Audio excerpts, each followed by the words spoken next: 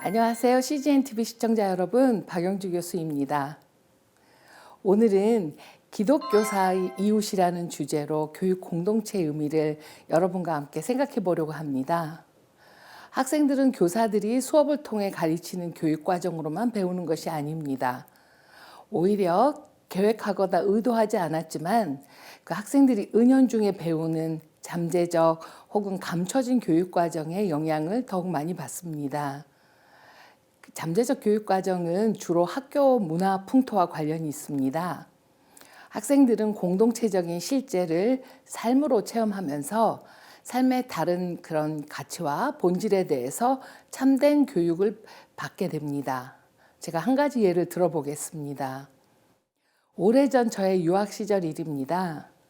필라델피아 인근 랭캐스터에서 열리는 컨퍼런스 참석을 위해서 운전을 하고 가던 저는 깜짝 놀라고 말았습니다. 평화로운 시골 마을 풍경을 즐기면서 천천히 차를 몰고 가던 제 옆으로 난데없이 말 한마리가 끄는 마차가 나타나더라고요. 그리고 그 마차에는 온통 검은색 옷을 입은 가족인 듯한 사람들이 몇 명 타고 있었습니다. 그 중에 마차를 모는 남자는 턱수염을 기르고 밀짚 모자를 쓰고 있었는데 어려서 읽은 위인전에 나오던 아브라함 링컨의 젊은 모습과 똑같더라고요. 놀란 저와는 달리 그들은 전혀 표정이 없는 모습으로 천천히 마차를 몰면서 제 차 뒤를 오랫동안 따라왔습니다. 저는 백미러를 통해서 그들을 바라보면서 제가 마치 200년 전 세상으로 돌아간 듯한 그런 착각이 들었습니다. 알고 보니 그들은 아미시 공동체 분들이었습니다.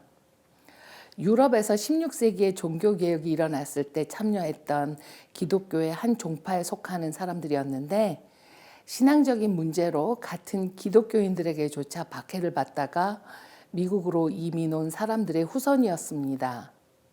그들은 현대 문명의 혜택을 멀리해서 전기도 쓰지 않고 자동차 대신 마차를 타고 다니고 또 말을 이용해서 농사를 짓는 생활을 주로 한다고 하더라고요. 점차 제가 아미시 공동체에 관심을 가지게 된 것은 그분들의 독특한 학교 운영 방식 때문이었습니다. 대부분의 아미시 부모들은 미국 공교육 학교가 아니라 마을에 자신들만의 학교를 세우고 그곳에서 자녀들을 교육합니다. 마을 들녘 한가운데 조그만 종탑이 올려진 한 칸짜리 학교 건물과 그네 시서가 몇 개 있을 뿐인 소박한 그런 모습의 학교는 그야말로 말 그대로 원룸 스쿨이라고 불립니다. 이곳에서 단 한 명의 선생님이 30명 정도 되는 학생들을 가르치시고 계십니다. 또 이 학교의 선생님들은 대부분 아미시 마을에서 중학교를 졸업한 젊은 여선생님인 경우가 많답니다. 여러분들 그 빨간 머리 애니라는 영화에 나오는 학교의 모습과 많이 닮아 있습니다.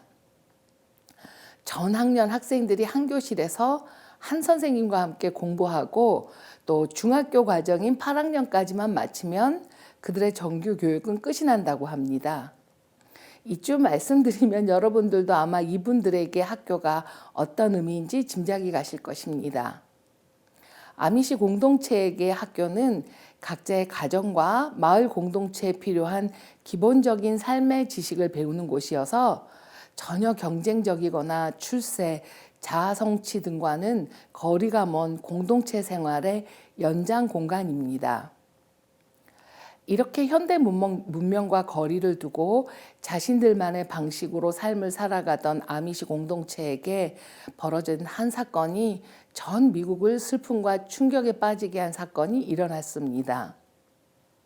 2006년 랭캐스터 지역의 한 마을인 니켈 마인즈 마을 학교에서 총격 사건이 벌어진 것입니다. 그 마을의 원룸 스쿨에 들어온 범인이 어린 여학생 10명을 감금하고 범행을 저질렀는데 그중에 5명의 소녀가 현장에서 숨을 거두고 나머지 5명도 중상을 입었습니다. 그 후 범인은 자살을 했고요. 이 상황에서 아미시 공동체가 보여준 행동이 전 미국을 놀라게 했습니다. 놀랍게도 니켈 마인즈에서 희생당한 학생들의 부모가 범인의 가족을 먼저 찾아가서 위로하고 용서한다는 말을 했답니다. 이뿐 아닙니다. 중태에 빠졌다가 의식을 되찾은 한 아이에게서 당시 상황을 들을 수 있었는데요. 사건 당시 교실에서 있었던 학생 중에 가장 나이가 많은 13살의 마리안 피셔라는 여자아이가 동생들 앞으로 나서면서 범인에게 나를 제발 먼저 쏘세요라고 호소를 했답니다. 그러자 마리안의 동생인 바비도 그 다음엔 저를 쏴주세요라고 나섰다랍니다. 자기들이 먼저 총을 만진 사이에 어른들이 와서 다른 동생들을 구할 수 있다고 믿었기 때문이랍니다. 제가 관심을 가졌던 아미시 마을에서 일어난 이 놀랍고도 가슴 아픈 사건 때문에 저는 공동체의 의미와 가능성에 대해서 깊게 생각했었던 그런 기억이 있습니다. 어떻게 자식을 잃은 아미시 부모들이 먼저 범인의 가족을 찾아가 용서하고 위로를 전할 수 있었을까요? 더군다나 어린아이들이 어떻게 자신들이 먼저 희생하려는 그런 선택을 했는지 믿어지지가 않더군요. 여러 가지 해석이 가능하겠지만 그런 행동은 아무래도 자신들이 속한 공동체가 공유한 가치를 위기 상황에서 삶으로 드러낸 것이 아니겠습니까? 그렇다고 제가 아미시를 이상적인 공동체로 추천하고 있는 것은 아닙니다. 그러나 이 극단적인 사례가 시사하는 공동체적 삶의 의미와 방식에 대해 살펴보고 싶습니다. 아미시들은 온갖 편리하고 발전된 문명 세계가 근접해 있음에도 불구하고 자신들의 신앙과 전통을 지키기 위해서 철저히 분리된 삶을 선택했습니다. 이러한 그들의 결단은 외부에 대한 적대감이나 고립이 아니었습니다. 오히려 아미시들은 성실하고 정직한 방식으로 산다는 것을 널리 인정받고 있습니다. 그래서 그들이 생산한 농사품이나 퀼트 같은 수공예품들은 비싼 가격에도 기꺼이 외부 미국인들에게 팔리고 있습니다. 그리고 가끔 외부 사회와의 문제가 생겼을 때 미켈 마인즈 사건에서 보듯이 자신들이 먼저 희생을 감수하고라도 용서하고 다가서려는 노력을 보여주고 있습니다. 이러한 공동체적인 삶의 모습과 그 안에서 공동으로 추구하는 가치들을 보고 들으며 자란 미켈 마인즈의 어린이들이 극박한 상황에서도 동생들을 위해서 자신을 기꺼이 희생하려는 놀라운 모습을 보여준 것이 아닌가 생각합니다. 여러분과 저는 교회로 대표되는 신앙 공동체에서 과연 어떠한 삶을 살고 있을까요? 또 우리의 신앙과 삶의 모습을 우리 아이들이 닮아가고 있는지 질문하게 됩니다. 우리의 말이 아니라 삶을 통해서 말입니다. 저는 솔직하게 말해서 자신이 좀 없습니다. 목회 데이터 연구소의 자료에 의하면 기독교인들 중 자녀가 성장을 해서 최소한 부모만큼은 신앙생활을 할 것 같다 하고 응답한 비율이 47%에 불과합니다. 그리고 자녀가 신앙을 떠날 것이라고 예측하는 비율도 27%가 되더라고요. 응답자들의 자녀 연령이 높을수록 자녀의 신앙에 대해서 회의적이었습니다. 이 결과는 부모뿐 아니라 우리 기독교사들에게 또 우리 기도 공동체가 직면한 고통스러운 현실을 보여줍니다. 저는 여기서 이렇게 벌어진 문제에 대한 원인을 규명하고 규탄하려는 것이 아닙니다. 오히려 우리의 현실을 정확하게 인지하고 여기서부터 우리가 어떻게 방향 전환을 시도해야 하는지에 대한 의견을 교사의 관점에서 제시하고 싶습니다.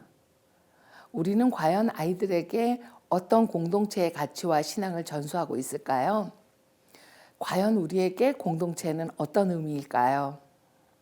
사회적 존재인 인간은 생존과 안전, 그리고 보다 풍요로운 삶을 영위하기 위해서 모여서 살아왔습니다. 그러나 어이없게도 이번 코로나19 사태로 인해서 이제는 모이면 위험한 사회가 보태고 말았습니다. 물론 물리적으로 함께하는 것만을 중요시할 수는 없지만 일단 물리적 거리는 마음의 거리도 만들어내는 것이 사실입니다. 이 상황에서 저는 미래 세대를 교육하는 교사들에게 두 가지 양극단의 삶의 방식을 선택이 주어졌다는 그런 생각을 하게 되었습니다. 하나는 유명한 아프리카의 속담이 말해주는 삶의 방식입니다.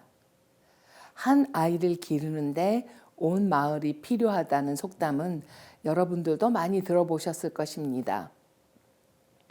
저는 아주 작은 개척교회에서 주일학교 교사를 하고 있습니다.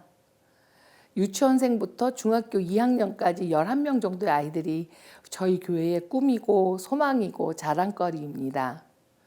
그런데 사실 이 아이들에게 기존 방식으로 나이와 학년에 따라서 구분해서 주일학교를 운영할 만한 여력이 저희 교회에는 없습니다. 너무 적은 수의 성인들이 모였기 때문입니다. 그런데 우리 교회는 어떻게 보면 약점이 될 수밖에 없는 이 상황을 오히려 기회가 될 수 있다는 생각을 하고 있습니다. 사실 나이와 학년에 의해서 구분하는 방식은 원래의 교육 방식은 아니었습니다. 산업화 시대 이후에 많은 학생들을 효율적으로 관리하기 위한 선택이었을 뿐입니다.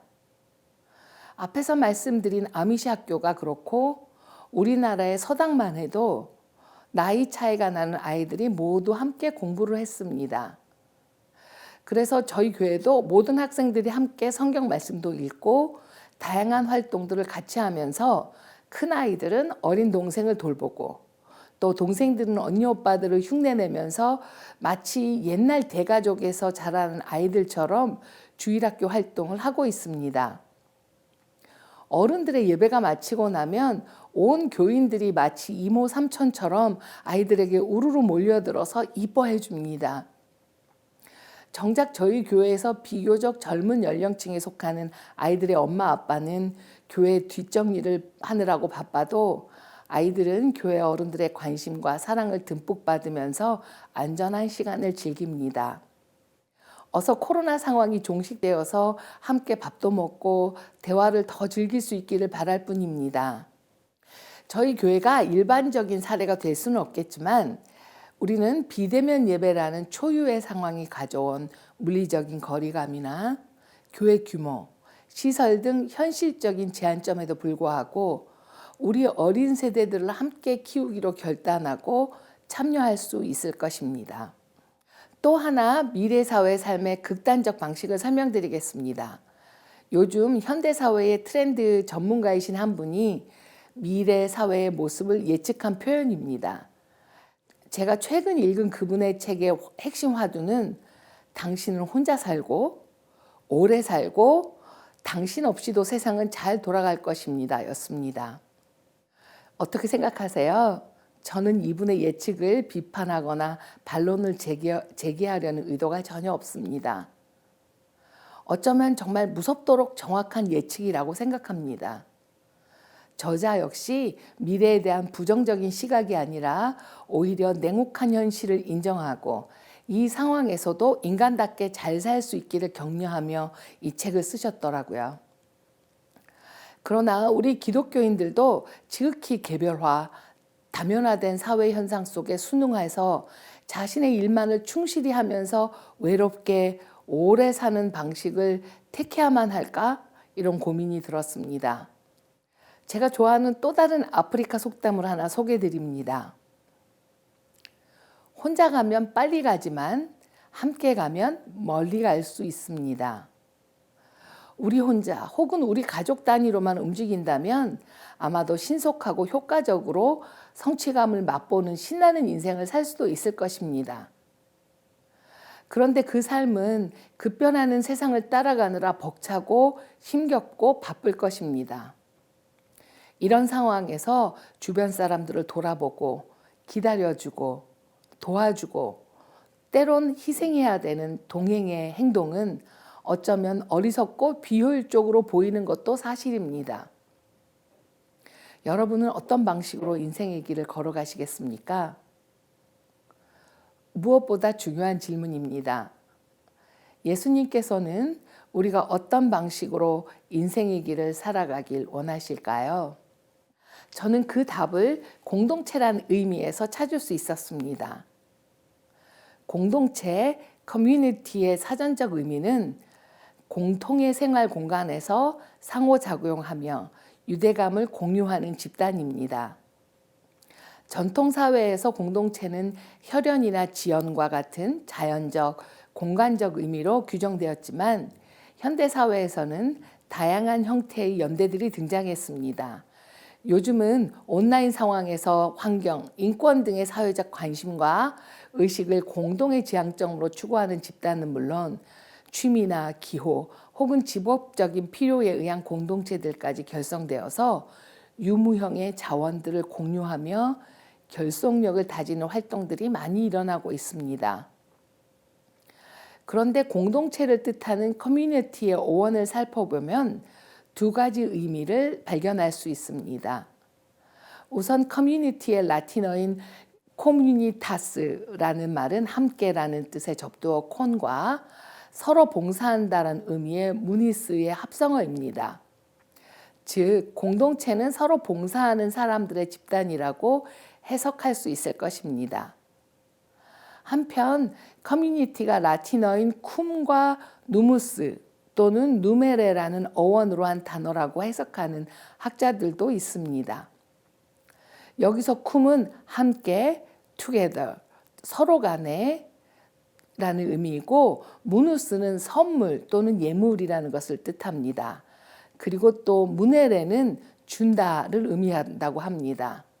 그래서 커뮤니티의 의미를 어원적으로 다시 정의하면 서로 선물을 주고받는 사람들의 집단이라고 말할 수 있을 것입니다. 여기서 선물은 물질이 될 수도 있고 정신적 의미일 수도 있습니다. 그래서 저는 공동체가 함께 있으면서 서로 봉사하고 선물을 주고받을 수 있는 사람들이 모인 곳이라고 새롭게 정의하고 싶습니다. 이 정의는 교사들이 소속된 교육 공동체에도 그대로 적용될 수 있습니다. 미래 전문가들의 예측대로 우리는 점점 더 혼자 오래 살고 나 한 사람쯤이야 없어도 되는 세상이 문제없이 잘 돌아갈 것이라는 사실을 고통스럽게 받아들여야 할지 모릅니다. 그리고 끝없는 경쟁과 이익을 추구하는 사회에서 적응하려고 애쓰며 살아갈 수도 있습니다. 교사들도 이렇게 각박한 삶에서 예외가 될 수 없습니다. 그러나 조금만 더 여유를 가지고 주변을 살펴보면 교육 공동체 내에 얼마나 귀한 선물들이 우리 교사들에게 주어져 있는지를 발견할 수 있습니다. 제가 일하던 학교는 매년 신입생 선발을 위해 학부모 면담을 했었습니다. 어느 해인가 초등학교 1학년 부모님이라고 하기엔 상당히 나이가 들어 보이시는 부부가 면담에 들어오시더라고요. 알고 보니 이미 성인이 된 자녀들도 있으신데 늦은 나이에 늦둥이 딸을 얻는 축복을 누리셨더라고요. 얼마나 금이야 오기야 귀하게 그렇게 키우셨겠어요. 그래서 제가 학교에 무엇을 기대하시냐고 물었습니다. 그랬더니 학생 아버지가 그저 저희는 선생님들만 믿어요. 교장 선생님이 다 알아서 잘 가르쳐 주세요 라고 하시더군요. 그분의 진심이 전해져서 절로 미소가 지어졌지만 저는 애써 정색을 하고 이렇게 말씀드렸습니다. 그럴 수 없어요, 아버님. 저희는 두 분을 도와드리는 사람들입니다. 저희와 함께 교육활동을 해주셔야 합니다. 그때 그분들의 표정을 잊을 수가 없습니다. 사실 그분들 연배에서 경험한 우리나라 교육은 부모가 자녀들을 학교에 보내면서 교육의 주도권 역시 넘겨주는 것이 일반적이었기 때문에 저의 이런 대답이 더 활적으로 느껴지실 수도 있었을 것입니다. 그러나 교육은 교사들이 하는 것이 아닙니다. 하나님께서 자녀들의 교육에 대한 1차적인 책임을 부모에게 부여하셨습니다. 교사는 훈련된 교수법 그리고 자신이 가르치는 과목 및 인간 발달에 대한 전문적인 지식으로 부모님들의 교육을 지원하는 역할을 하는 사람들입니다. 종교개혁자들이 교육의 중요성을 강조하며 교사들의 역할을 in loco parentis라고 규정을 했습니다. 이 말은 부모의 자리에서 또는 부모를 대신해서라는 의미인데요. 그렇다고 해서 교사의 중요성이 감소되는 것은 아닙니다. 오히려 부모들의 전적인 신뢰와 감사를 받을 수 있는 특권을 누릴 수 있습니다. 자녀를 교사에게 맡기면 아무리 부모들의 교육 주도권을 가지고 있다고 해도 그것을 인정하는 분들이라고 하더라도 교사들에게 의존하고 신뢰를 보내게 됩니다. 특별히 제가 앞서서 말씀드렸던 나이 든 부모님들처럼 교사들에게 무한한 신뢰를 보내주시는 분들을 교사가 아니면 또 어디서 만날 수 있겠습니까? 또 한 가지 기억이 나는군요. 지금은 아주 오래된 이야기가 되었습니다마는 학교 현장에서 학부모와 교사들 간의 촌지가 오고 가던 시절이 있었습니다. 이것은 아무리 좋게 해석을 해도 선물이라고는 할 수는 없습니다. 오히려 폐해가 더 컸지요. 그래서 제가 근무하던 기독교 학교에서는 학부모들에게 어떠한 형태의 촌지도 받지 말자는 약속을 지키고 있었습니다. 당시에는 철저히 해야 된다는 명분으로 학부모들이 들고 들어오시는 음료수 박스 같은 것들도 행정실 입구에서 제재를 하곤 했습니다. 그래서 가끔은 이 약속 때문에 진심으로 교사들에게 감사를 전하고 싶었던 학부모님들의 작은 정성을 거절해야 하는 갈등이 생기곤 했었습니다. 그런데 제가 담임을 하는 1학년 반에는 그 통합 수업을 하는 장애 학생의 어머니 한 분이 늘 함께 학교에 오시고 그래서 그 아들의 학습을 도와주셨습니다. 그런데 이분은 늘 불룩한 가방을 들고 학교에 오셨어요.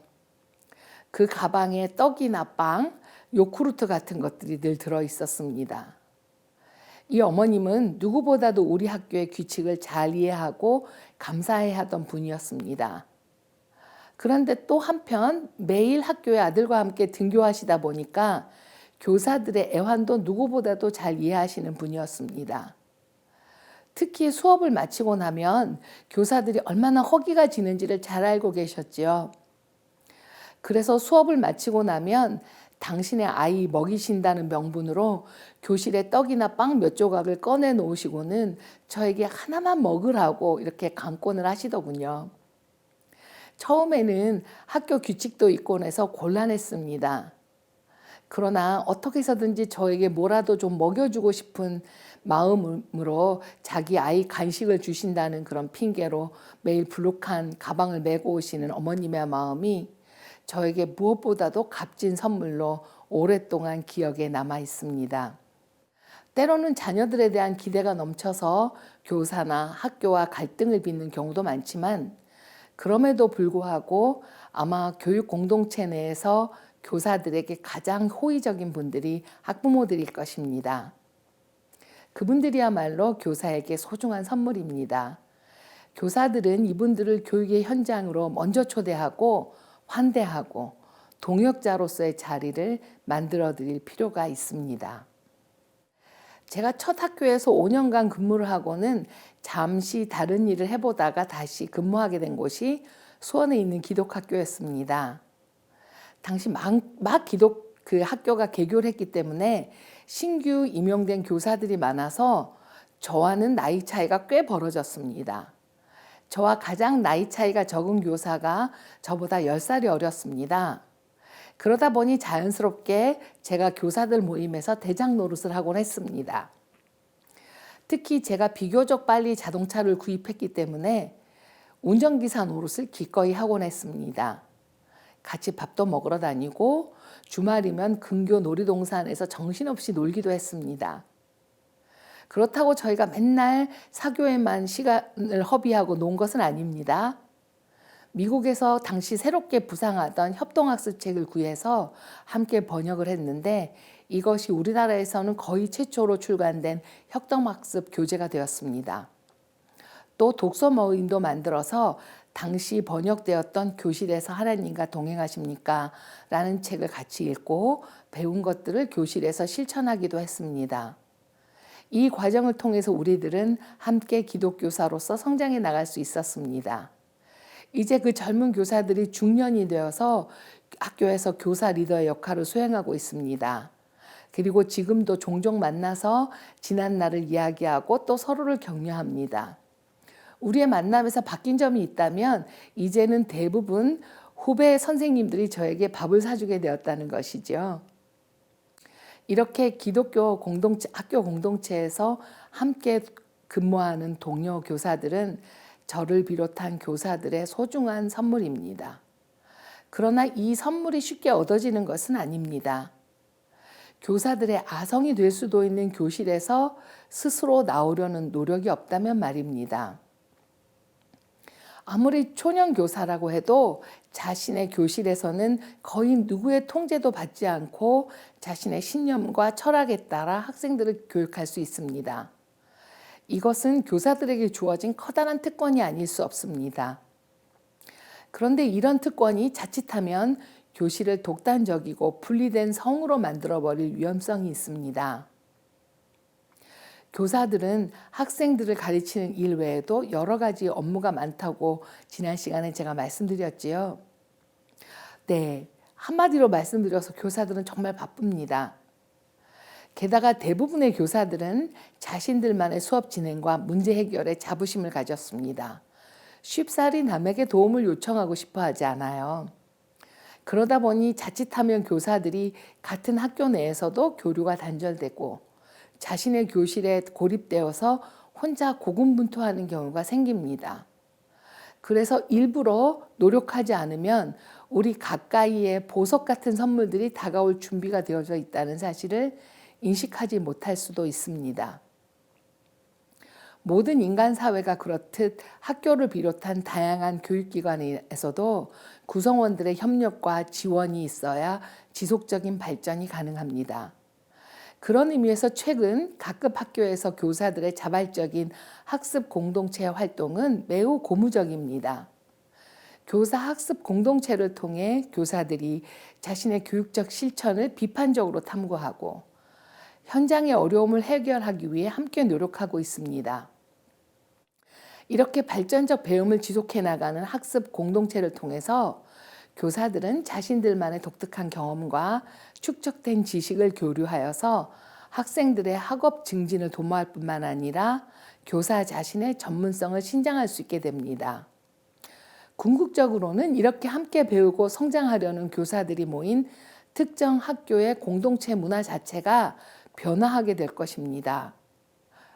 자신만의 교실, 자신만의 전공 교과목이라는 아성을 떨치고 나와서 만날 수 있는 동료 교사들이 철이 철을 날카롭게 하듯 서로의 얼굴을 빛나게 해주는 귀한 선물입니다. 기독교사에게 주어진 특별한 선물이 하나 더 있습니다. 그것은 바로 우리가 일하는 교육기관을 지지해주는 신앙 공동체 교회입니다. 제가 유학 시절 한 기독교 학교에서 보조교사로 자원봉사를 한 적이 있습니다. 지역교회에서 세운 이 학교에는 100명이 약 조금 넘는 학생들 그리고 교사 20여 명이 함께하는 작은 규모의 학교였습니다.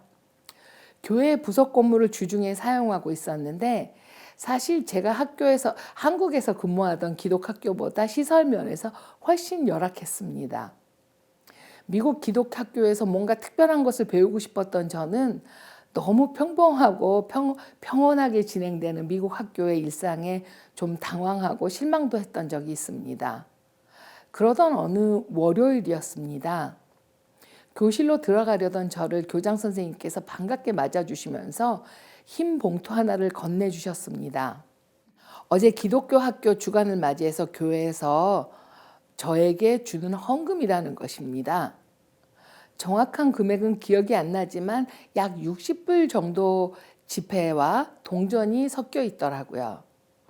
유학생인 저에게는 정말 요긴한 액수라 감사하긴 했지만 솔직히 그리 많은 금액은 아니었고 또 교회에서 교사들에게 돈을 준다는 것이 좀 이상하기도 했습니다. 그래서 제가 돕는 학급 담임 교사에게 물어보았더니 매년 교회에서 우리식으로 말하면 기독교 학교 헌신 예배와 같은 특별 예배를 드린다고 합니다.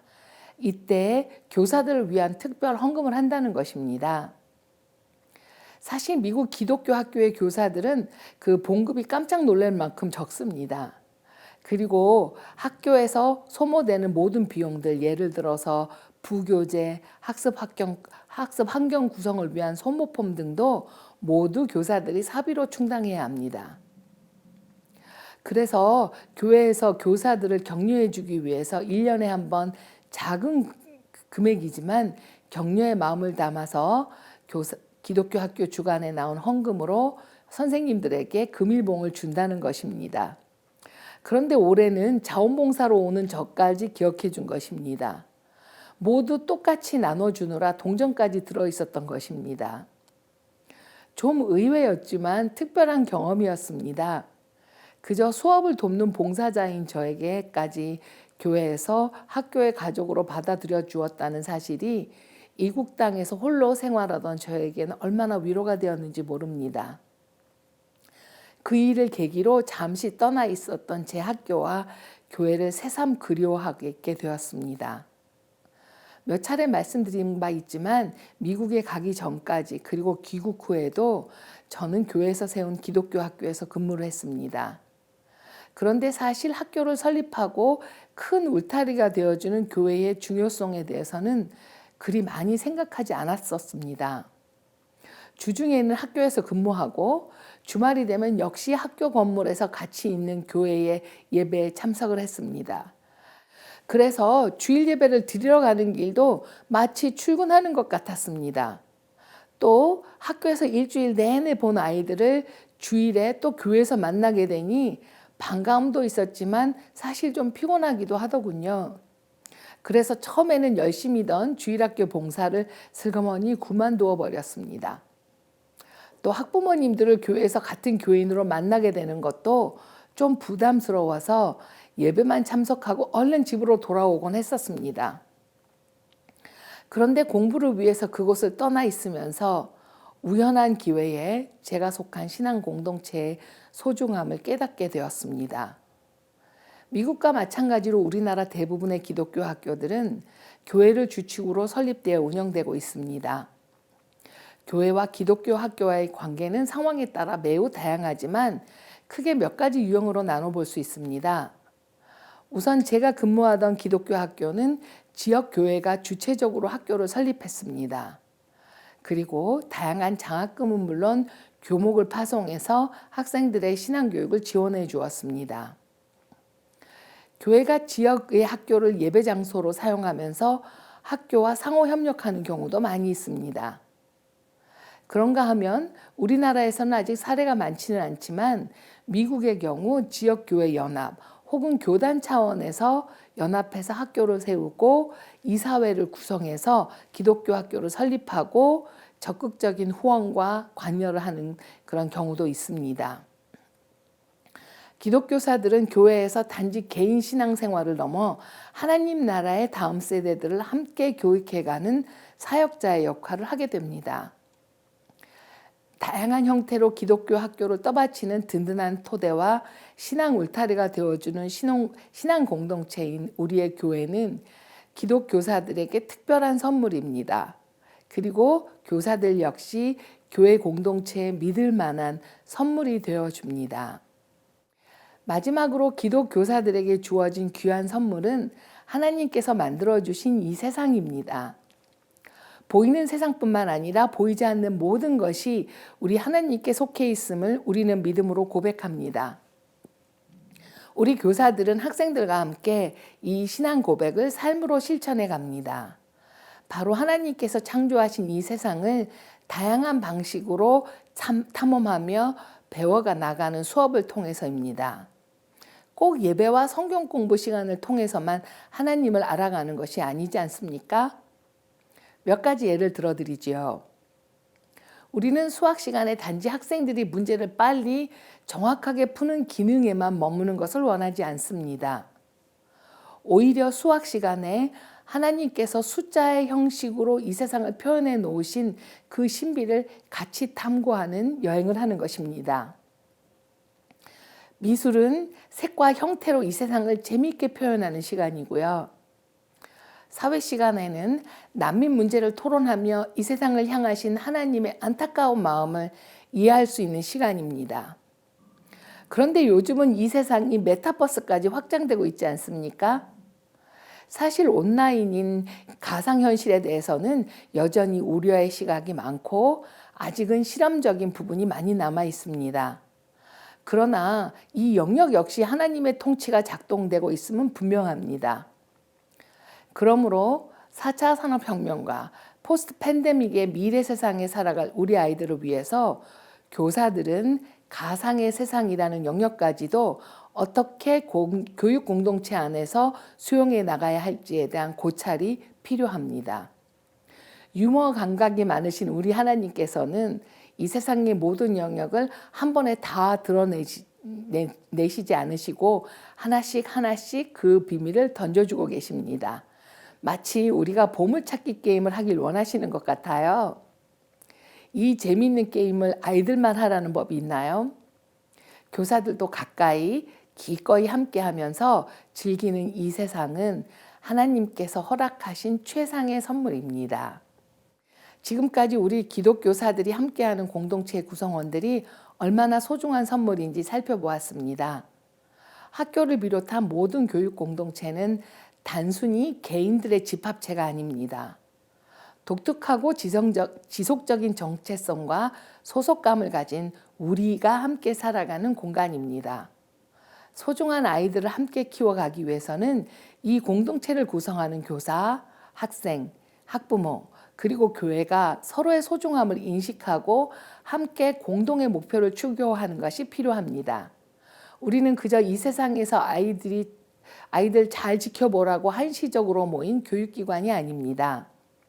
무엇보다 우리 다음 세대들에게 하나님의 사랑, 이웃사랑의 가치를 삶으로 배워가는 소중한 선물들을 주고받는 안전한 울타리가 되어주어야 합니다.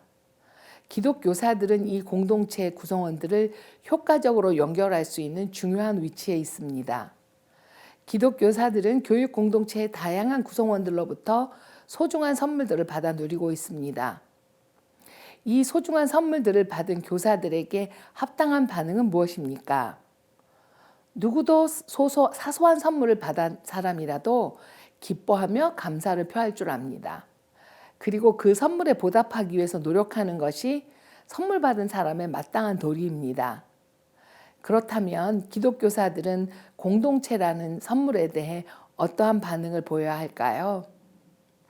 그것은 내 이웃을 내 몸과 같이 사랑하라 하신 말씀에 순종하는 길입니다.